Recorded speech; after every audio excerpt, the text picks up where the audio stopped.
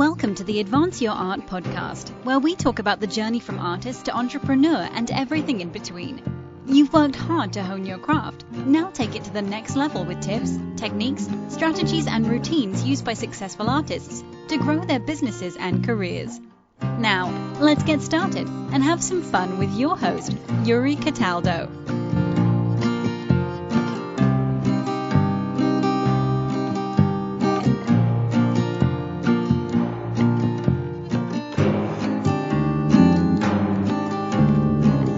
Hello, and welcome to another episode of Advance Your Art with Yuri Cataldo. If you're interested in learning how to build a company, make money from your art, or transition to a new career, you've come to the right place. If you like this episode, please remember to like and share it with a friend. Today, my guest is Barb Garrison, certified career and money breakthrough coach and the founder of Internal Groove. Barb, how are you? Welcome to the show. I'm good. Thanks, Yuri. It's great to be here. Well, thank you so much. It's great to have you, especially now with the circumstances that we talked about beforehand. But how is it? So for the listeners, Barb is currently in Colorado. So what is it like right now in Colorado? Yes, well, we're experiencing a lot of the things people are experiencing nationally, which is certainly a lot of change. There's no question about that. People looking at their lives and their work and their career and dealing with, loss and grief and lots of feelings and all kinds of things. And on top of it, we actually have some very, very significant fires making our skies, normally beautifully blue, quite dark. So it fits right with the mood sometimes. I'm personally doing well, but that's part of what I love doing is supporting people with where they're at and helping them find a path, from maybe things that are feeling dark and difficult and challenging, into something that really lights them up more and makes them feel like they're on the path that they belong on that's right for them. Yeah, well, that's wonderful. So before we get into, I guess, that and what you're currently doing now in more detail, I'd like to take a little step back and ask you about what you originally went to school for. So at least it's listed on LinkedIn. I looked at everyone's LinkedIn profile, that you went to school for communications and then psychology. So what initially made you want to study that, and what was that like? Yeah, and you know what? I'm going to take a step back even further. I started out in architecture school, so it was quite a big change. Oh, wow. Why architecture school? Yeah, well, I had a love of architecture from the time I was young, and I was fortunate enough in high school to be in a program that was very sophisticated for a high school program, and I was designing buildings, building models, competing in the state fair, learning about solar power. This was way back before it was common. I built an underwater museum. All kinds of really interesting stuff. So I went to school for that and, had an early college crisis, I'll call it, mental crisis, which, I shouldn't say mental crisis, more of a who am I and what am I doing here crisis. And it's interesting, I mention that because in some ways what I do for work now is help people figure that out. So I had several versions of it myself. The first was in college, and so I took a semester to really explore and try some things I'd never tried before, and I literally went through the schedule of courses and picked things that just sounded interesting to me. And when I looked at the list, I realized so many of them were about human behavior, they were about communication, they were about, human development. And so I ended up taking lots of psychology classes, which is what one of my degrees is in. And it's just interesting because as, a young pup in my early 20s, I said to my college counselor, I really love these classes, but I don't want to sit and listen to people's problems all day. That was as a 20-year-old. Right. And now that's what I do. And I absolutely love it. I've been doing it 14 years and I've never had work that I've loved so much in my life, and definitely not 14 years later. Yeah. Well, very cool. So post then your college career, because you've had a very distinguished career in a few other different industries. So what did you do after you graduated, and what has your career journey been like? I was in marketing. So I worked my way up the corporate ladder in advertising agencies, and I did a lot of different jobs there. I started as an assistant media planner.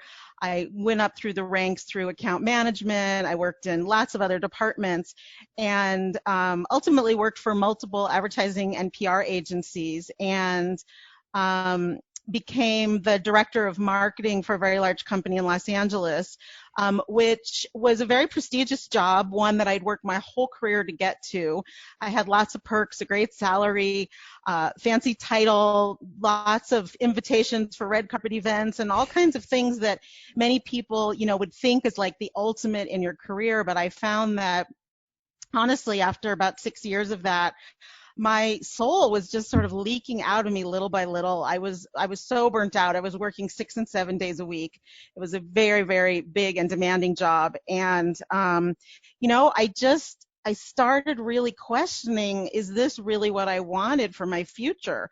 Because it's like I had finally reached where I wanted to be, and I found myself asking, well, okay, so now what? Mm-hmm. Yeah, interesting. So I guess it looks like that you kind of have done, multiple things while going back to school to study, to be a certified career coach and a money breakthrough coach. So where did, let's say with those and when you decided to kind of go back to school to decide what was happening next, what made you decide to go and study at these places? And then did you have the goal in mind beforehand of doing what you're doing now, or did it kind of evolve into that? It definitely evolved.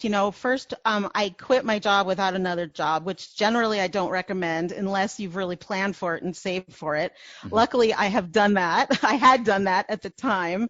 And it was still very, very scary to do. And I thought I was just going to need a break because I was having a lot of physical symptoms of stress, being in not the right place for myself. And what I have learned looking back on it is I just really wasn't living my truth, meaning I wasn't doing work that I truly was meant to do. I was doing a good job, and it was a great job. There was nothing wrong with it.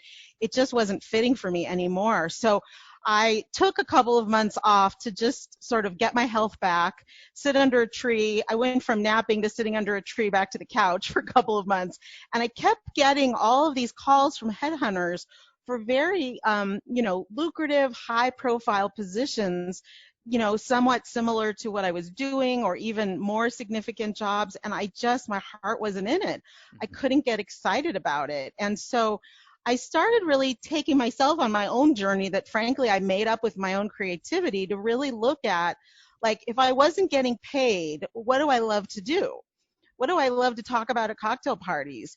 What do I, love to have conversations about? And so I started just paying attention to all of that. And then I ended up just going to this afternoon workshop called Reinventing Yourself. It really wasn't that it was this spectacular workshop or anything, but what really struck me about it is it was a room full of very, very successful people, like lots of big titles, people that had done a lot of things, and everybody just looked absolutely miserable. And so I thought, wow, I'm not the only one in this boat. I got to figure out how to do this. And what you want to remember is this was about 15 and a half years ago. And so back then, there really wasn't such a thing as coaching, maybe just barely beginning, but not in the specialty that I work with now, and certainly not in career coaching specifically. There were certainly career counselors that helped you write a resume, but not to really explore and discover what was right for you. So I set out on my own journey, and frankly, I was my first most challenging client to try to reinvent myself. And ultimately did decide to go back to school and, sort of officially get an education on this. Mm-hmm. I have 3 coaching certifications. I'm a learning junkie, so I'm always learning new things. But I will say I do find that my personal experience of having sort of jumped off the train and started from scratch again is something that my clients are really attracted to, because they know that I've walked that path, which, by the way, is not for the faint of heart and not easy, but it absolutely can be done. So having someone who's been there can be really, really helpful and supportive, and I'm that guide. So I'm basically the coach I desperately needed 15 years ago. That's great. I love it. So let's talk about then. So Internal Groove, what was it like when you were first establishing this company and yourself in this space? Yes, so I actually started out just starting this business little by little on the side. I decided, for financial reasons, which most of us have, I had to work. I couldn't just start from scratch, from nothing. So I ended up landing a position that I negotiated to be a part-time consulting position, working like 3 to 3.5 days a week. And then I was using the other days of the week to start building my business, building my brand, putting my marketing materials together, and starting to work with clients. And I did that little by little by little. And the more I built my business, the more I loved it. And it just changed my life. It gave me a sense of myself that honestly I never had before that. And it was so interesting. This is very LA. I lived in LA at the time. People kept asking me, wow, you look amazing. Did you have plastic surgery? And I used to laugh so hard at that. They're like, did you get a facelift? Did you lose weight? Did you cut your hair? And I'm like, no. And they're like, you had something done. You put a chin implant in. Like, I suddenly blurted out. I said, no, I had a jobectomy. And they were like, what? What's a jobectomy? I said, well, I left a job that was just draining me and wasn't taking advantage of my best skills, my greatest creativity. And I reinvented myself to create something that really, really fit for who I am now in my life. And, here I am 14, 15 years later. Yeah. Oh, wonderful. So let's talk about that then. So when somebody comes to you, what is that process like? And that, I guess it's like, how does in your coaching focus and specialty, what is the process like? And oftentimes what types of people come to you for advice and help? So I do an initial consultation where I meet with people. This is when I'm working privately one-on-one with people, because I also teach group workshops and do online virtual courses and things like that. But when I work privately with people, I'm having a conversation for them, and I'm really, really listening for what is truly getting in their way.